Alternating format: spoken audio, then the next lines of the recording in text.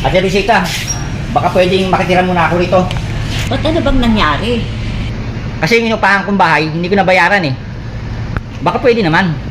Sige, wala naman ako magagawa. Dumito ka muna. Salamat ate ah.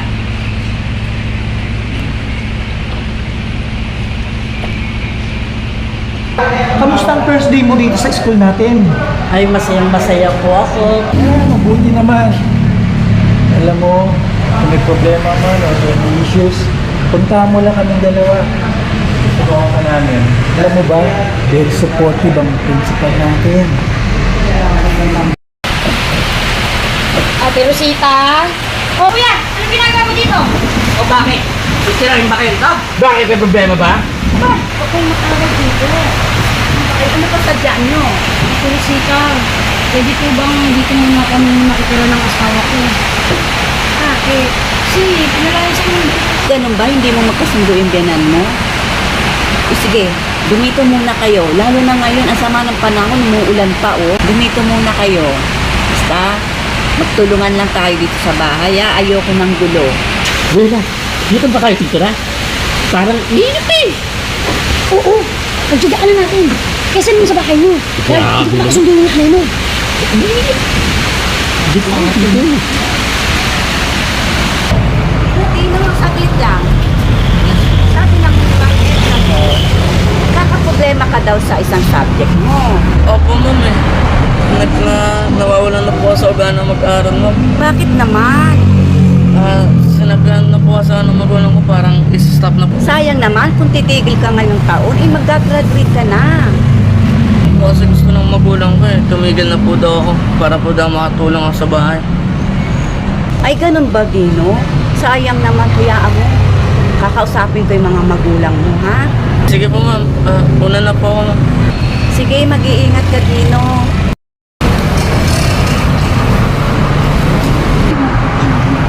Rosita, ano ang problema mo? Ay, yung estudyante ko si Dino, namumblema nga ako sa kanya. Ay, oo nga po pala. Nakita ko siya kung sa araw. Malungkot. Parang pinapento na po siya ng mga magulang pag-aaral niya. O, kamusta nga pala yung mga kapatid mo? Di ba sabi mo, doon na sa iyo nakatira? Kamusta na sila? Doon, sa amin. Ay naku, doon problema ko rin yun eh.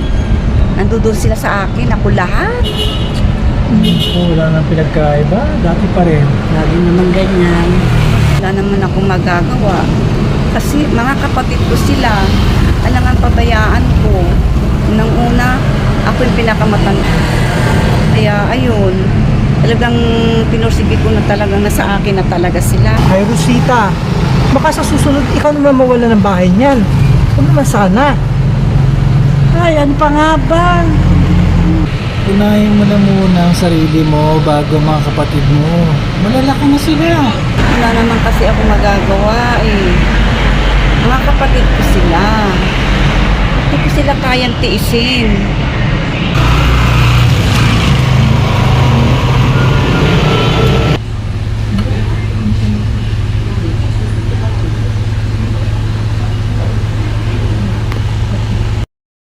Kapagigar. Wala, kuha nga tubig doon. Oh, saan ka naman galing? Sa pabay, trabaho. Anong trabaho? Wala eh, ang hirap. Ang sabihin mo, batugang ka talaga. Ano siya? Sumusobra ka. Paano? Ay, Ba't lang kaya mong pinagmamalaki gawin, mo di sa ba? akin? Ay, lang kaya mong gawin, manakit na manakit. Talaga? Sinasakta. Oh, sige, sakta mo. Sumusobra ka. Di mo na-appreciate yung mga ginagawa ko. Akala mo wala akong ginagawa. Ginagawa ko para magkatrabaho. Pero ikaw puro ka bungangay. Ano ba naman yan, Bella? Akala ko nanganganak ka na. Ate-ate naman ng bahay. Simple nga lang yan eh. Sayang na ipamasahin natin. Ano mo, nagtitipid tayo. Wala tayong pera. Eh, may sakit na yan ang magagawa ko. Puro problema binibigay mo sa akin. Wala. Ganyan po talaga kuya mo. Araw-araw umiinom. Wala naman trabaho. Alam mo rin. Kaya ka nga. Re-reklamo ka pa, parehas lang naman kayo ng kuya ko. Ano Ako kailan mo? naman kakatrabaho na. So, pangako yan. Para sa bahay. Kung ang ganyan. Ako pa ba? Tumala ka lang. Aaseso tayo. Paano kaya ako magkakapera?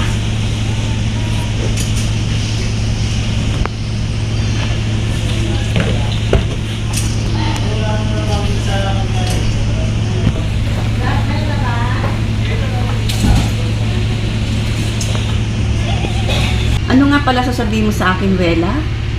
Ate, pwede po ba makairam ng pera? Kasi pang placement ko lang ni Brando. Ganun ba? Meron naman akong konting naiipon pa dyan. Sige.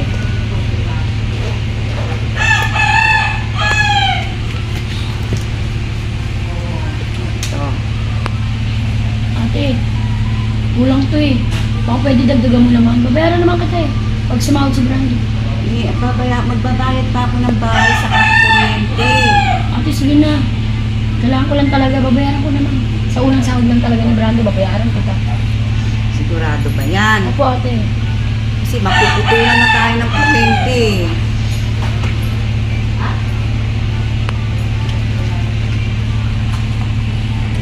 Yan, maraming salamat ate ha. Sige. Ako babayaran ko. Siguradong bayaran mo yung placement fee, ha? Paano ba ito? Kulang na tong pambayad ko. Hindi ako makakabayad dito sa bahay ilaw. Naibigay ko na kay Wela. Kaya ang gagawin ko, magagalit tiyak to si Mrs. RC. Saan nga pala yung cellphone ko? Teka, baka nasa kwarto na.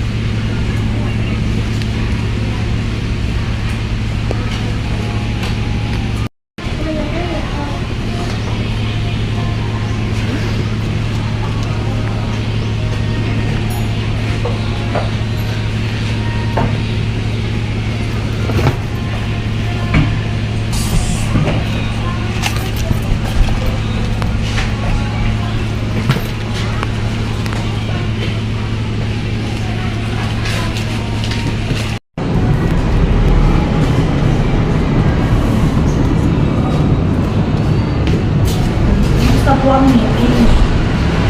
Hindi mo ba? May malungkot tayong balita eh. Isasara lang, para lang natin. Hinto na tayo sa trabaho. Paano yan?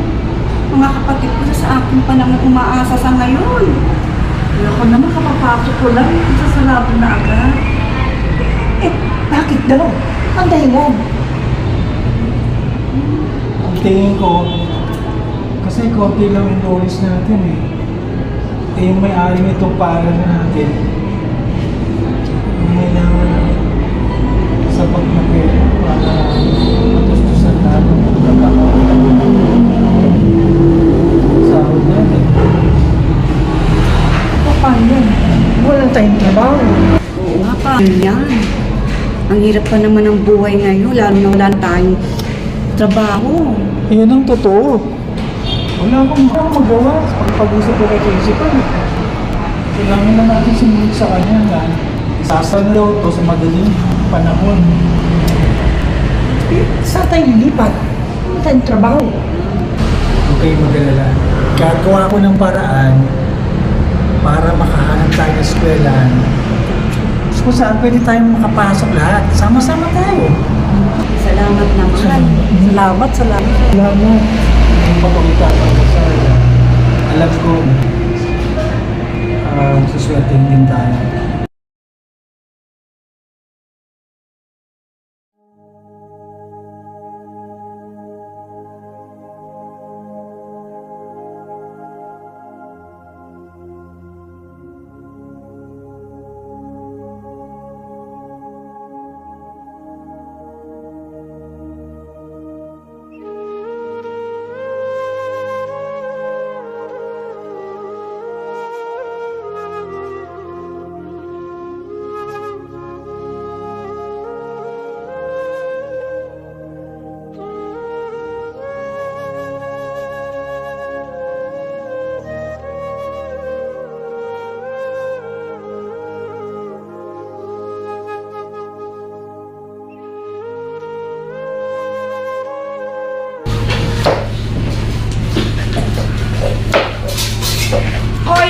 Rosita, ano na? Anong petsa na? Andiyan ka pala, Mrs. RC. Kanina pa. Pinagmamasdan nga kita. Ano? Ano ng balita? Oh, Mrs. RC, pasensya na po. Kasi nagsara po yung aming eskwelahan. Pasensya na po kayo ha. Kasi hindi naman namin alam na magsasara yung eskwelahan na pinagtuturuan namin. Kaya makikiusap po muna ako na bigyan niyo muna ako ng panahon na makakagawa po ako ng paraan na makabayad sa inyo. Hindi pwede sa akin yan. Basta ikaw, gawan mo ng paraan ha. Pagbalik ko sa susunod na buwan, siguraduhin mo na makakabayad ka. Hindi charity ang bahay ko. Pinarirentahan ko to. Naintindihan mo ba? Pasensya na po, Mrs. RC. Gagawa po ako ng paraan para makabayad sa inyo. Sige, Rosita, pagbibigyan pa kita. Pero huling pagkakataon na to, ha? Sa susunod, pagbalik ko sa isang buwan, siguraduhin mo na magbabayad ka. At pag hindi, mag-impake na kayo, palalayasin ko na kayo. Naintindihan mo? Sige, Mrs. RC. Nakakaasa kayo. Gagawa po ako ng paraan. Ewan ko sa'yo. Pero siguraduhin mo talaga, ha? Na sa susunod na buwan, makakabayad ka. Diyan ka na nga. Hernan? Hernan! Oh, nandito. Ano balita? Kamusta yung school na papasukan natin? Huwag ka mag-alala kasi pinapalab ko nga wala pa tayong tawag eh. Hindi ko alam pero na lang ako na sana ito ng kasagutan yung mga dasal natin at saka sama tayo sa pang eskwelahan. Tagal na yun. Tanda ko din eh. Ang hirap ng walang pagkakaroon, di ba? Yan, diba? Yung Japan natin, nulo ko na, sanda ka rin. Hindi na. Pala tayo. Sige, paano? Saan ko yun ha? Magagawa natin ito ng parang salamat. Huwag ka mag-alala. Patuloy kong papalap yun para gawin natin bukas ng palawa. Diba? Meron tayo.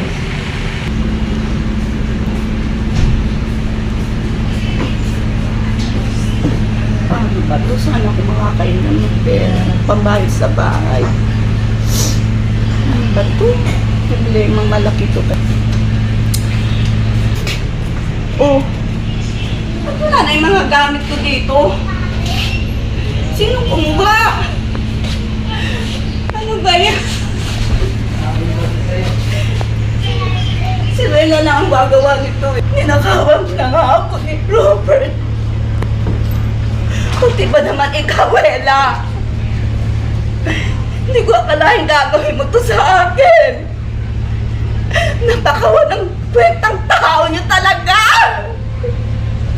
Wala kayong kwentang mga kapatid. Binigay ko na lahat sa inyo. Kapos ganito pang gagawin niyo sa akin. Halos wala nang matira para sa sarili ko.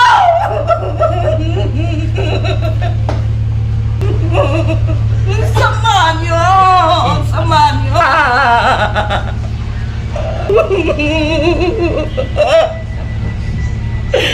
Sama-sama niyo talaga.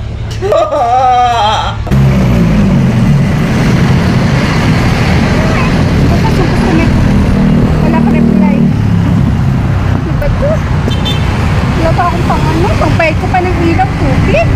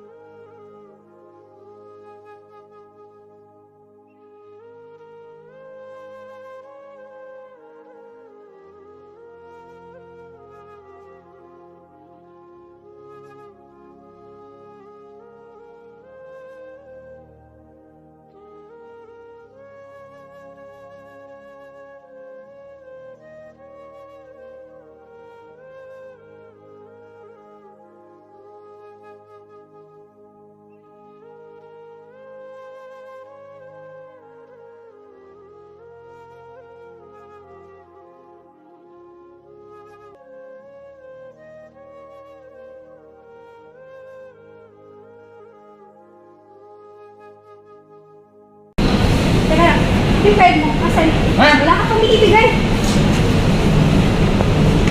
Ah!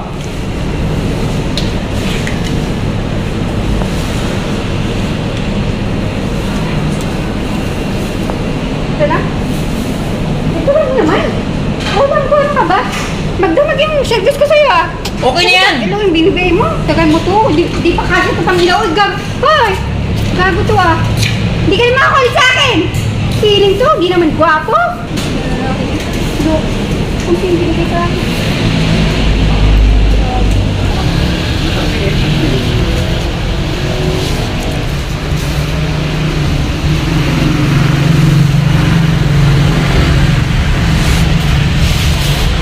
Balik ka. Dito ka sa tabi ko. Dito ka. Kawawa ka naman. Ang dami mo dala. Dito po kayo. Paano naman ikaw? Wala ka na matutulugan. Okay lang. Babantayan na lang kita. Pwede naman ako dito maupo eh. Okay lang ba? Okay na akin yung mga gamit ko po.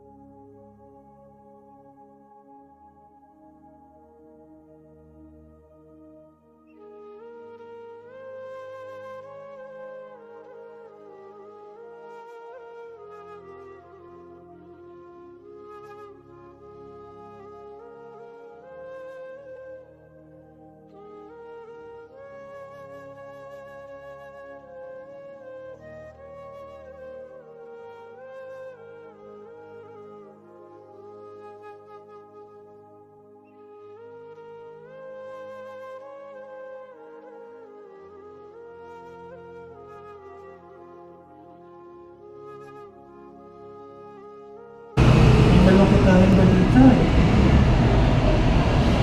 Sasara ng paaralan natin. Hihinto na tayo sa trabaho. Paano yan? Mga kapatid ko sa akin pa naman umaasa sa ngayon. Ako naman kapapasok ko lang, sasarado na agad. Paano yan? Wala tayong trabaho.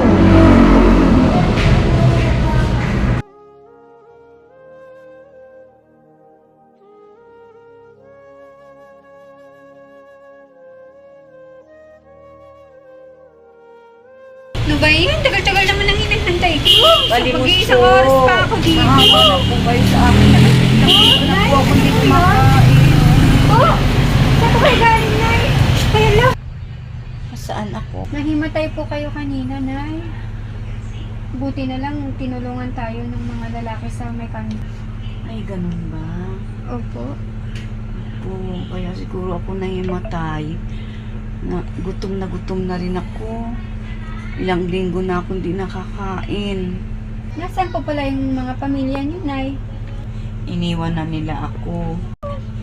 Pinalayas na ako ng may-ari ng bahay. Iniwan ako ng mga kapatid ko. Mga walang utang na loob sila. Lahat binigay ko. Tapos ganito lang gagawin nila sa akin. Nawawa naman po kayo, Nay. Lahat ng mga gamit ko, mga kasangkapan ko sa bahay, bininta nila. Ninakawan pa ako ng kapatid ko. Hindi ako nakapagbayad sa bahay, kaya pinalayas ako. Kaya ganitong nangyari sa akin pag-alagala. Halos hindi na ako makakain. Hindi ko na alam gagawin ko kung saan ako pupunta. Kulang sa kanila, binigay ko lahat.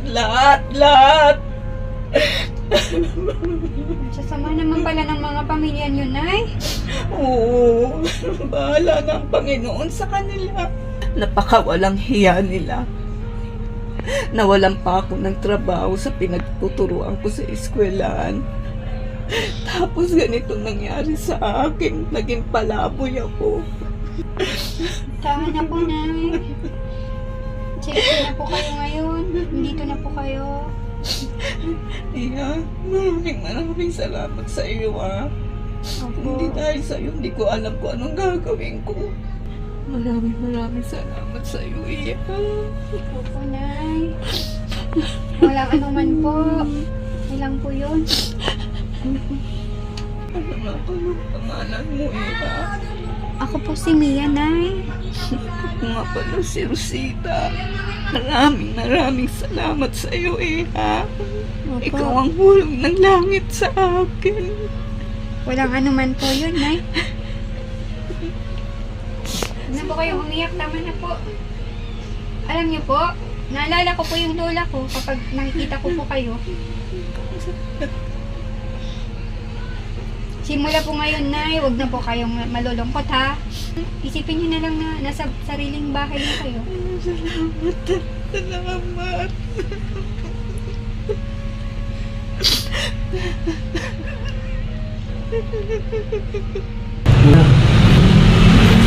Mahal mo ba ako? Ay, no, Marlon. Ilang beses ko ba sinabi sa'yo na trabaho lang to? Na lang personalan? Diba? Sinabi ko naman. Ang kulit mo rin, no? Mia, magsama na tayo. Sige na. Sige na, Mia. Hawakan. Wow. Pwede naman tayo magbagong buhay eh. Wala na. Sige na, Mia. Masaya na ako eh. May pera lang ako, may trabaho lang ako. Mahal ka. Sige na. Ayoko na. Sige na. Sige, Mia. Sige na. Sige, Marlon, susubukan ko pero hindi ako nangangako. Sige na, Mia. Mia! Pero, ilang beses na rin po akong nasaktan eh. Ayoko na ho.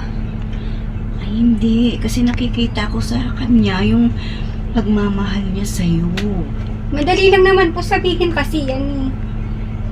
Pero kapag nandun na po kayo sa sitwasyon na very complicated na po na, mahirap na po, hindi mo na po masasabi. Alam mo, Mia, mahal na mahal ka ni Marlon. Kasi nakikita ko sa kanya ang pagkikare niya sa'yo. Tama na po yan. May naipon ako sa kita ko. Gusto ko, pasyal tayo sa Baguio. Tapos, kung gusto mo, punta rin tayo sa Bicol. Diba? Naku, Mia, unahin mo muna yung sarili mo. Magmahal ka muli. Kasi Masaya. ako, matanda na ako. Masaya na po ako, Nay. Naku, buksan mo muli yung puso. Magmahal ka muli. Bigyan mo ng chance.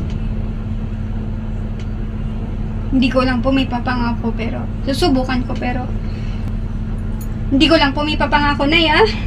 Mga lalaking yan, mga manloko. Mga pare-parehas lang naman ang mga yan, Nay. Kaya, Hindi lahat, Mia, hindi lahat. Kaya magmahal ka uli.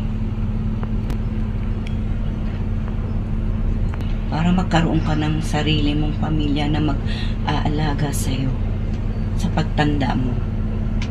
Ako, huwag mo na akong isipin, na. Kasi ako matanda na. susubukan ko po, Nay. Mahal ka ni Marlon. Nakikita ko Alam sa po, mga mabait naman kilos po niya. siya eh, saka masipag. Ganun din naman yung hanap po sa mga lalaki. Masipag, yung may maabilidad, may mga pangarap sa buhay. Pero, pag nasaktan ka po kasi yun yung dahilan kaya minsan nagiging manhid po ang tao. Basta sa iyo yan, nak. Basta ang sa akin, magmahal ka muli. Magpakasaya ka. Sige po, huwag po kayo mag-alala. Susubukan ko po, ha?